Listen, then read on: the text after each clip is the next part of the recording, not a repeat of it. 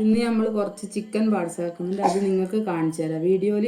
കൊത്തമ്പാരി വറക്കുകയാണ്. കൊത്തമ്പാരി മസാലപ്പൊടി, ചിക്കൻ മസാല, ഉള്ളി തക്കാളിയെല്ലാം ഞാൻ വാട്ടാൻ വേണ്ടിയിട്ട് ഇടുന്നതാണ് കേട്ടോ. കൊത്തമ്പാരി വാട്ടിയതിനകത്ത് ഉള്ളി, തക്കാളി, കരിവേപ്പില, ചെറിയ ഉള്ളി, വലിയ ഉള്ളി, പച്ചമുളക് എല്ലാം കൂടി ഞാൻ വാട്ടാൻ വേണ്ടിയിട്ട് ഇടുന്നു.